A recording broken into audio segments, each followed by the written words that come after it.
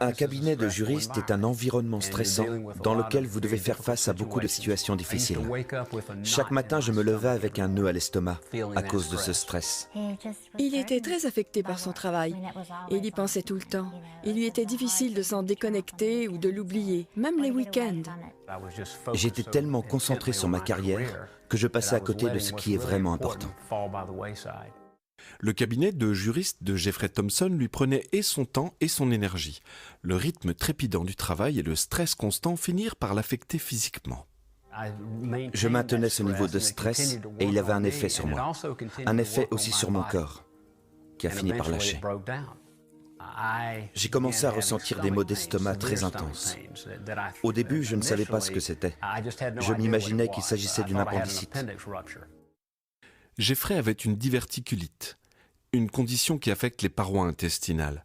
Des mois de traitement naturel n'eurent pas d'effet et son état était devenu si avancé qu'il fallut l'opérer pour enlever une partie de son intestin. Ce qui devait être une opération toute simple le fit cependant balancer entre la vie et la mort. Je me suis réveillé pour voir un chirurgien retirer un drap de sur mon estomac. J'ai baissé les yeux et j'ai tout de suite compris que quelque chose n'allait pas du tout. J'ai ensuite regardé le chirurgien dans les yeux et j'ai vu qu'il se faisait du souci. Cela faisait 24 heures qu'il avait une hémorragie. Et on lui avait continuellement donné du sang. Tout avait coulé dans son abdomen, dans son estomac, et il ne le savait pas. C'était effrayant. Je n'ai jamais vu quelqu'un être aussi pâle. Ses lèvres étaient tout à fait blanches. Mon horloge interne me disait que je m'apprêtais à mourir et qu'il ne me restait que quelques secondes de conscience. J'ai voulu agripper ma femme.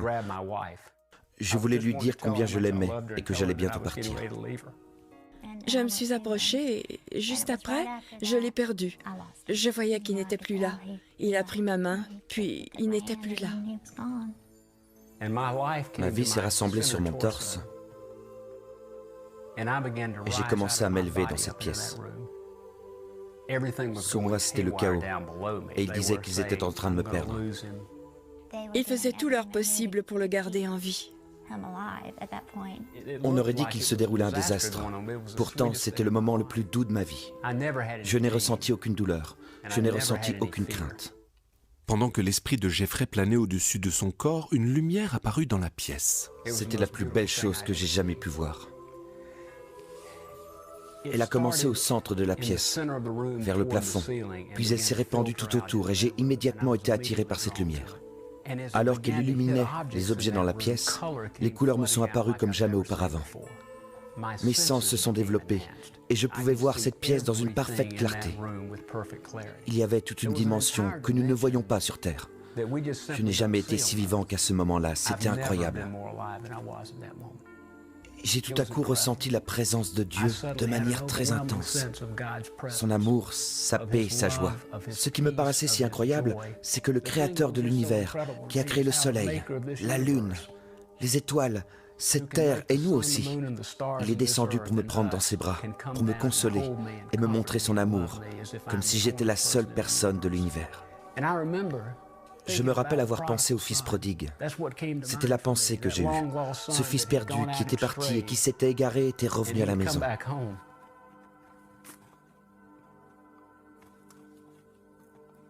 Et son père était allé à sa rencontre pour le serrer dans ses bras, pour l'aimer et l'accueillir.